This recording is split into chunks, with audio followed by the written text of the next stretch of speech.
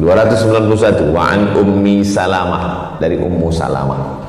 Qalat, dia berkata, qultu, aku berkata, ya Rasulullah, wahai Rasulullah,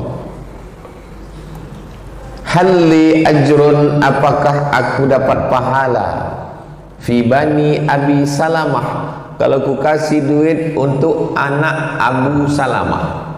Yang berkata ini Ummu Salamah, yang dikasih makan anak Abi Salamah. Nama anaknya Salamah, nama emaknya Ummu Salamah, nama ayahnya Abu Salamah. Meninggal Abu Salamah, tinggal anak-anaknya. Kok aku kasih duitku ini untuk ngasih anak-anakku ini, apakah aku dapat pahala? An unfiqa alaihim, aku kasih nafkah. Walastu bitarikatihim hakadha wa hakadha, aku tak ada dapat harta warisan, karena suamiku meninggal, tak ada dia ninggalkan kebun kurma, tak ada duit apa-apa. Kalau aku yang mencari nafkah, ku kasih ke anak-anakku ini, innama hum baniya, mereka anakku. Apa kata Nabi? Faqala, Nabi berkata, na'am, ya, laki ajru ma anfaqti alaihi, kau dapat pahala. Dua hadis tadi tentang laki-laki, hadis ketiga tentang perempuan. Ibu, suami meninggal, ibu cari buruh cuci, ibu kerja, ibu kasih anak-anak ibu dapat pahala. Atau ada suami tapi tak kerja, ibu bekerja, bilang sama dia, sebetulnya kau yang wajib mengasih makan anak, tapi karena kau pun tak sanggup, pakai duit aku. Sebetulnya kau utang ini, tapi karena pun kau tak jelas membayarnya entah kapan, daripada sakit hatiku, pakailah duitku ini, dapat pahala itu. Yang memegang hadis ini ibu, bukan bapak. Sekarang banyak orang salah pegang, dipegang pula oleh suaminya. Asal mau minjam duit, pakailah duit, kau dapat pahala nanti. Banyak orang salah pegang ayat sekarang, sama salah pegang hadis. Hadis ini muttafaqun alaih. Muttafaqun alaih, disepakati atasnya. Artinya ada dalam Sahih Bukhari, ada dalam Sahih Muslim. Selanjutnya kita akan jawab beberapa pertanyaan.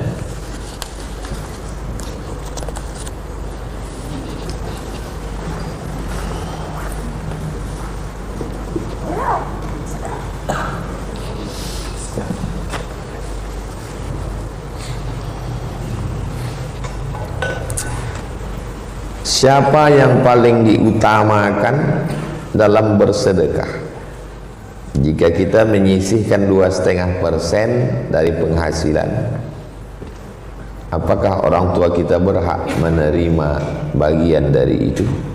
2,5% itu zakat.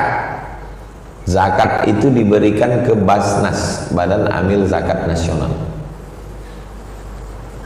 Tidak boleh dikasih ke orang yang wajib kita nafkah. Tak boleh dikasih 2,5%. Kalau dia bergaji sebulan 10 juta, 2,5%-nya 250.000. Tak boleh dikasihkannya ke orang yang wajib dia nafkah. Bini, anak, orang tua, tak boleh. Ma, ini 250.000 zakatku, tak boleh. Istri, ini 250.000 zakatku, tak boleh. Anak, kau ambil ya di ATM, udah papa transfer zakat papa ke kau, tak boleh. Karena anak, bini, orang tua wajib dinafkah, juga tak boleh. Tapi saudara kandung boleh. Ada adik susah, masuk dia 8 asli. Innamas shadaqatul fuqara wal masakin wal amilina 'alaiha wal mu'allafati qulubuhum wa fir riqab wal gharimin wa fi sabilillah wa ibnis sabil. Cacat dia, tak bisa dia kerja, tak ada income sama sekali, berarti dia masuk fakir.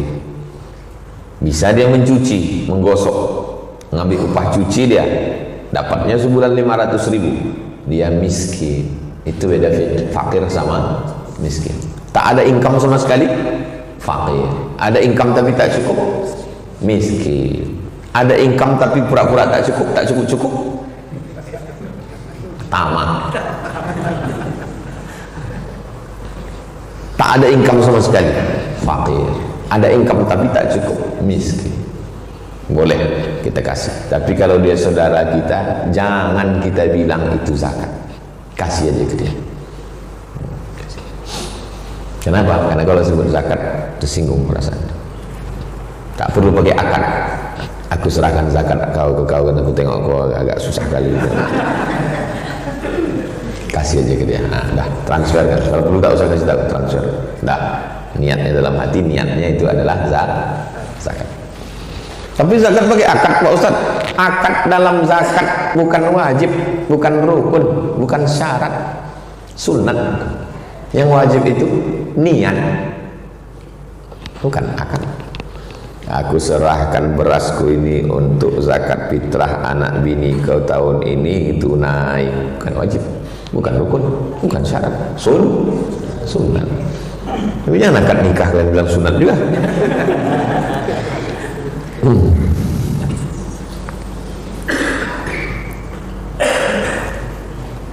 Akhwat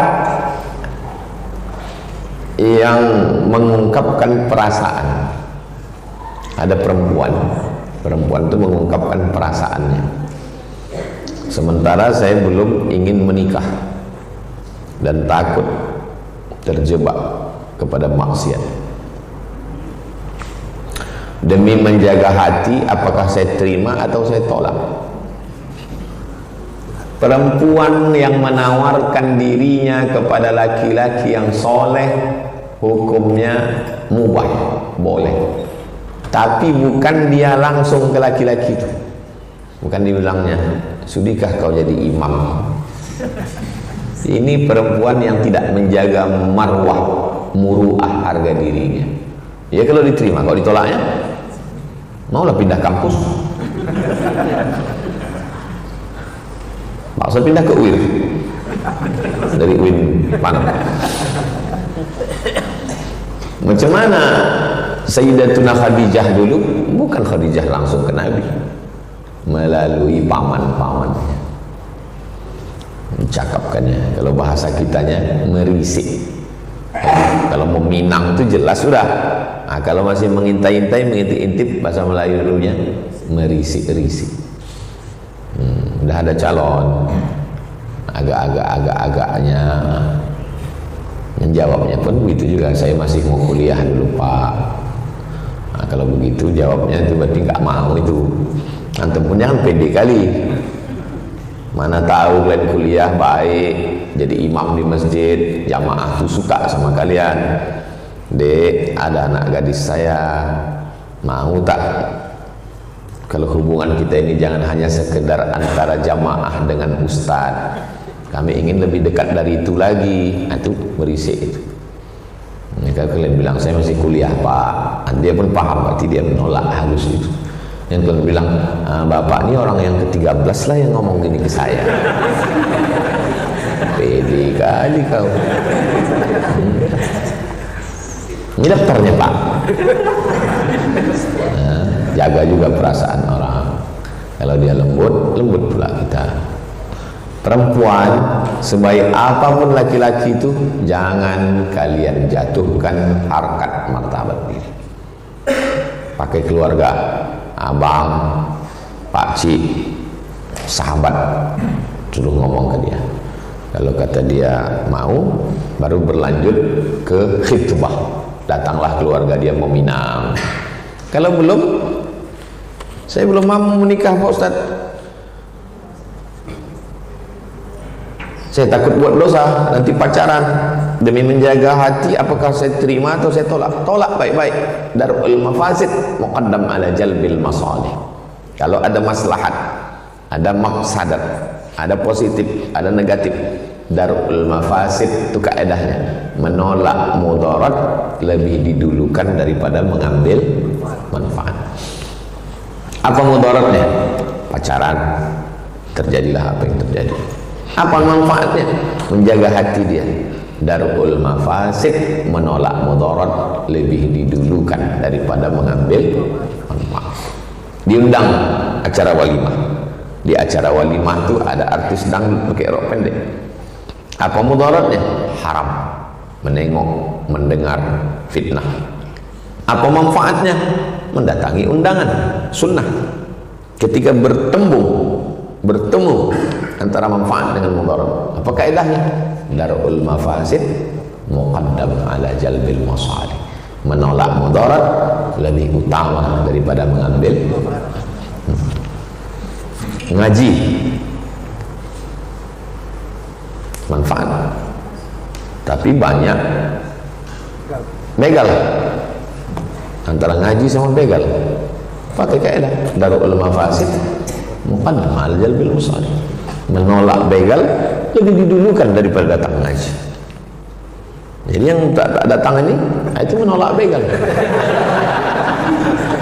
Terus yang datang-datang ini memang kalau dikasih tahu sama dia, kau janganlah ngaji sama Ustaz Somad, sekarang lagi musim begal. Aku memang lagi mancing-mancing begal itu. Lebih begal dia, itu begal aku lagi.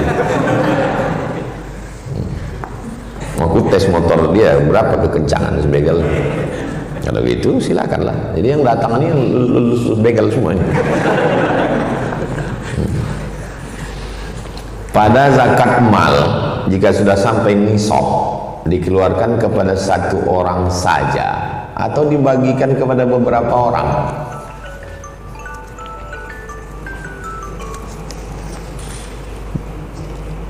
Pendapatan dia 1 tahun 1 miliar, berarti zakatnya 25 juta. Apakah diserahkan ke satu orang 25 juta atau dibagi ke 25 orang sejuta-sejuta? Tengok dulu mana maslahat, mana yang paling maslahat. Serah. Ada satu anak yang akan berangkat ke Mesir.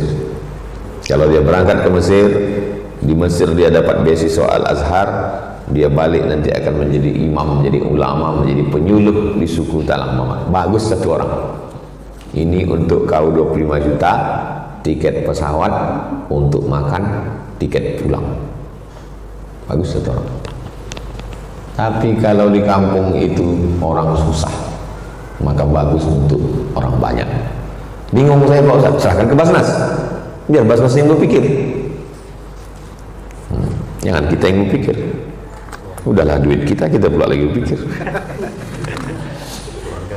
2. Apa hukumnya tertidur saat khutbah Jumat?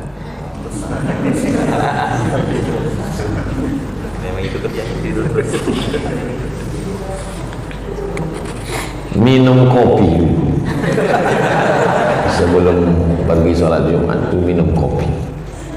Saya dulu kemana-mana nyetir sendiri, ke Bagan Siapi-Api, ke Tembilahan, ke Dumai, ke Rokan Hulu. Itu jadwal rutin tiap bulan. Jadi tahu betul saya. Ada yang ngasih tahu menghilangkan ngantuk itu, kata dia minum suplemen. Saya beli 1 botol, mengantuk juga. Menghilangkan ngantuk itu kata dia makan kacang. Kacang tekunyah, mata mengantuk. Akhirnya sampai di Tembilahan. Sampai di Tembilahan diajak jamaah ini meresmikan kafe. Ustaz, mampir sebentar ke kafe saya, mau diresmikan. Kasihnya minum kopi gelas kecil. Saya minum sampai subuh tak tidur. Disitulah baru saya tahu kopi itu, tapi jangan pakai gula. Kopi kental pahit, jangan banyak airnya, sedikit. Nah, itu tak tidur. Jadi sebelum mau bawa mobil minum dulu. Nah, saya kalau pergi sama keluarga ke Sumbar, ke Danau Toba, saya sendiri nyetir, saya minum kopi.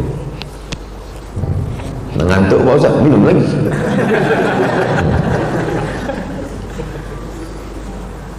Inti daripada sholat Jumat itu adalah khutbah. Wal khutbatani fiha maqama raka'ataini minaz zuhri. 2 rakaat zuhur digantikan dengan 2 khutbah. Jadi orang yang tidur berarti zuhurnya 2 rakaat. Man la'ibal hasa fala faqad lagha. Siapa yang main-main batu, Waktu itu lantai masjid itu pasir. Waktu sedang khotib khutbah dimain-mainkan ya batu-batu di situ. Maka dia sia-sia kata Nabi. Sia-sia, tak ada pahala Jumatnya. Idza qulta li sahibika ansit, kalau kau bilang ke teman di sebelahmu diam. Diam. Faqad laghauta, kau sudah melakukan sia-sia. Khutbah Jumat itu mesti ditengok muka khatib itu. Duduk kita menengok muka khatib. Tapi kalau saya sholat di Pekanbaru, saya di ujung-ujung. Karena kalau saya tengok waktu itu grogi dia.